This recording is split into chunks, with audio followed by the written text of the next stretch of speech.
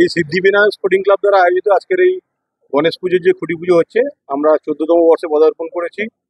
আর আজকে আপনারা জানেন যে 15ই আগস্ট ভারতবর্ষের 78তম স্বাধীনতা দিবস। সেই শুভ মুহূর্তের প্রাক্কালে আমরা আমাদের আজকে খুঁটি পুজোর মাধ্যমে এই যে পুজোর যে সিজন গণেশ পুজো দিয়ে শুরু হয়, আমরা প্রত্যেকে জানি যে সিদ্ধিদাতা গণেশের পুজোর মাধ্যমে যে পুজোর যে মরশুম সেটা শুরু হচ্ছে।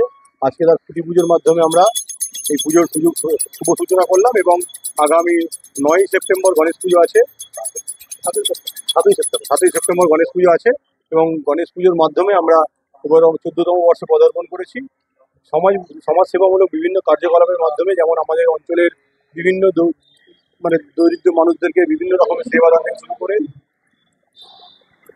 প্রাক শারদীয়াতে বস্ত্র বিতরণ থেকে শুরু করে বিভিন্ন ধরনের সেবার মাধ্যমে আমরা আমাদের এই পুজো সম্পন্ন করি।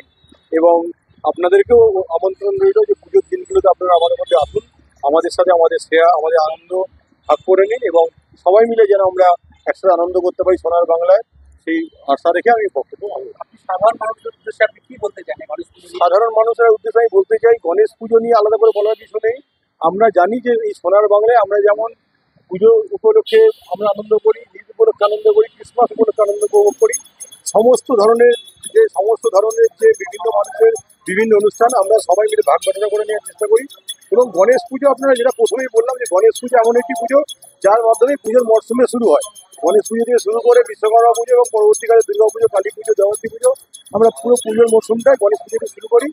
প্রত্যেকের সিদ্ধিবিনায়ক গণেশ সিদ্ধিদান করেন, ধনের দেবতা, সিদ্ধির দেবতা, উনি আমাদের প্রত্যেককে ভালো রাখুন এবং আমাদের বাংলায় যে বিভিন্ন রকম আর্থিক অসুবিধা চলছে বিভিন্ন জায়গা থেকে, সেগুলো কাটিয়ে উঠে আমরা যেন ভালোভাবে থাকতে পারি, আগামী দিনে আমাদের প্রত্যেকে ভালোভাবে আমরা পুজো মরশুম কাটাতে পারি, এই প্রার্থনা করি।